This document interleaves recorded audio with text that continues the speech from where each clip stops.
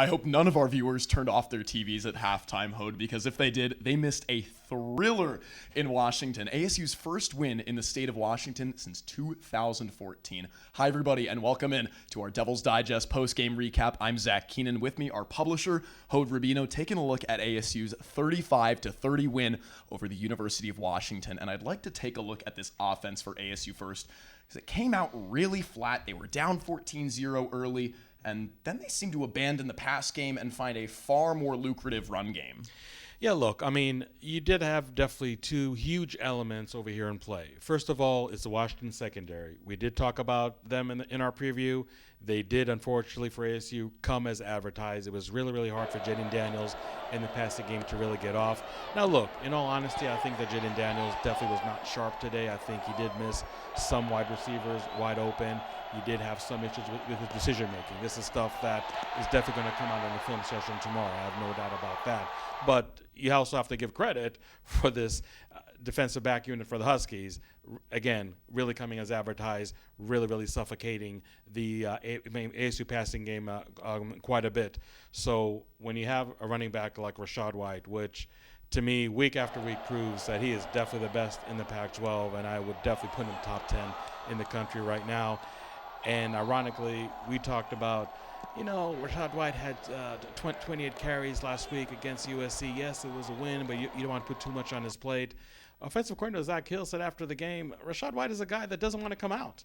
And he does play well, even if you give him 20 carries or 32 like he did today. He did score 2 touchdowns, was able to do some quote-unquote damage in the receiving game, a passing game that really was anemic for the most part for the Sun Devils. So when you have that force, and you still have Jaden Daniels running for a touchdown, and I think some 50 yards, even with the 4 sacks that Washington was able to record. You still had, Daniel Ngata and Chip Trainum contributing here and there. ASU really had to abandon the passing game just for those two reasons alone. The defensive back unit for Washington playing really well, and obviously the elements over here. I mean, look, full confession, I did start out with hair gel, but all this is Mother Nature right now. It was raining, maybe not as hard as it was here a week ago today against Oregon, but my friend Zach over here can attest, it definitely was anything but a dry weather, and maybe you kind of wish for a monsoon to come and go in 5 minutes rather than having this continuous rain pretty much, I would say, mid first quarter all throughout the game. So, but all jokes aside, with those elements in place, ASU had to run early and often. I don't think they did that much or that well, I would say, in that department in the first half. But the second half, I think Jaden Daniels only had 1 completion for 27 yards. You don't want to be one-dimensional on offense, Zach, but today, because of everything in place, it had to be done. ASU had to run it down Washington's throat. Was more successful in the second half than they were in the first half, but make no mistake about it, that's why Arizona State is coming away from Seattle with a precious Pac-12 road win. You wonder why you don't give the ball to Rachaad White every single play. Well, stamina, of course, he's going to get tired. No, the guy had, you said it, over 30 carries, and he got close to 200 yards. If not, he was around that mark tonight.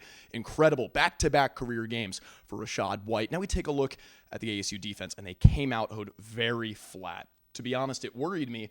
The elements were out there, and it was only raining harder, but the opposite happened. It rained harder, and ASU's defense came out with a couple after forcing or allowing 2 touchdowns. They forced some punts, some turnovers. They looked great afterward.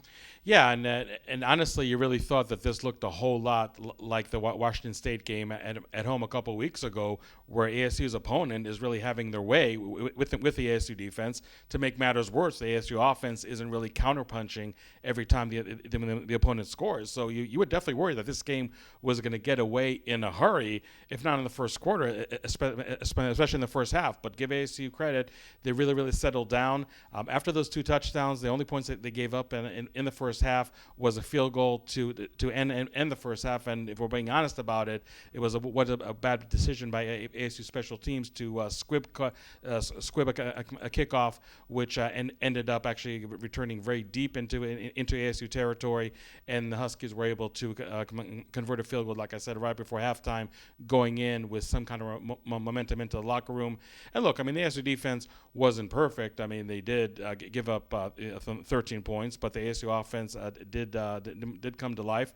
And more importantly, it's not only ASU scored 21 points, but 2 of them came as a result of turnovers by the ASU defense, a fumble recovery by defensive lineman Tyler Johnson, returned it deep into Washington territory. It wasn't that far from finding pay dirt. But linebacker Merlin Robinson, we remember the near pick six that he had in Provo way back in mid-September. Where here we are, almost 2 months later, he did get his pick six to really seal the deal.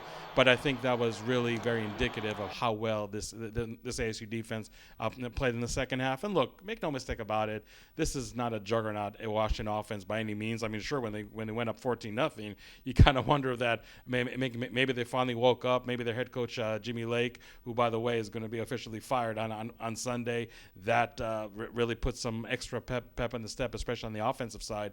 But I think the ASU defense settled down quite nicely after getting those 2 punches and being down 14-0. I thought that they did a great job stifling the running game.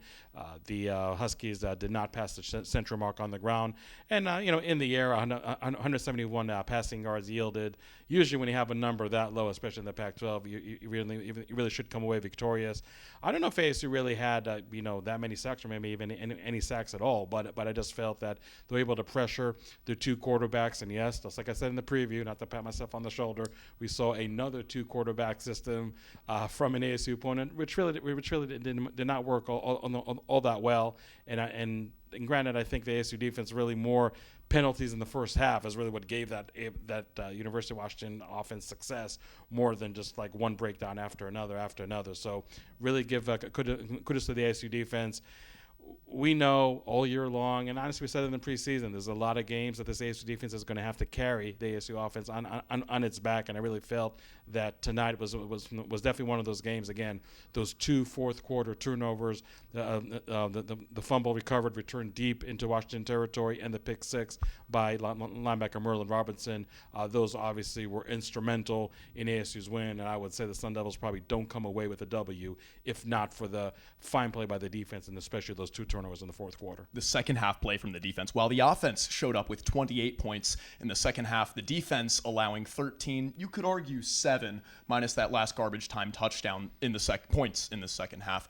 Unfortunately for ASU, one thing about Oregon State, they don't play in a 2-quarterback system for no reason at all. There's a couple things that need to be cleaned up. Hode, would you share some of those with us? Yeah, I think that in terms of running game, Oregon State and their running back, B.J. Baylor, who I believe eclipsed the 1,000-yard mark tonight in their win, is really going to be a handful for this ASU defense. And as a case always, when you have such a strong running game by your opponent, you have to make sure that they don't lull you to sleep, so to speak, with the passing game. And Oregon State is having a pretty nice season so far. I believe they have they're 6-4. But this is definitely not the doormat Beavers that we've seen in years past. And we know that anytime ASU plays up in Corvallis, even if they come up with a W, it really is a hard-fought W. Good thing we had all these elements that we're going to stop complaining about right now, because I think it's really going to help ASU deal with weather that should be a copy and paste weather, if you will, in Corvallis. So a week from tonight, that's definitely going to be a challenging game. But for ASU, they want to make sure that they continue on this momentum, really try to distance themselves as much as they can from those 2 back-to-back losses to Utah and Washington State. And look, this definitely was a gut check win for ASU. This is a Sun Devil team which, let's face it, does not play well on the road. Period. End of story. But tonight they reversed that trend. They were down 14-0, which honestly, even a loss to Utah, actually they were sitting pretty 21-7 at halftime. So the adversity really hit in the second half and not in the first half. But you think that you're on the road and you're down 14-0 and down 17-7 with the last second field goal going into the locker room, you really feel that you just lost any momentum whatsoever. And being in hostile territory, again, this is an ASU team that really, aside from UCLA, has not done well away from the friendly confines of Sun Devil Stadium. So I think this definitely was a gut check win for ASU. They really played outstanding, I thought, in the second half. An offense that, for all the elements that I mentioned, really had to be one-dimensional, and it still worked in their favor. And a defense which, was maybe a little shakier than we expect to see them, but those two fourth quarter turnovers really proved that this defense can come up big when they need. And I don't want to bring up injuries as excuses, but there were a lot of players missing. Evan Fields, his backup at safety, Kewan Markham, Shannon Foreman at defensive line. You look at the defensive line, Henry Haddis was missing. Still, wide receivers Johnny Wilson, Andre Johnson. I mean, it really is almost like a list of close to 10 players. So for ASU really to persevere with all those factors that I mentioned, they really need to give kudos to themselves, because this really was, I think, maybe the sweetest win so far this season, because there was a lot of things going against them, and ASU really was able to come up on top, and they earned it. It was hard earned, but they did earn it.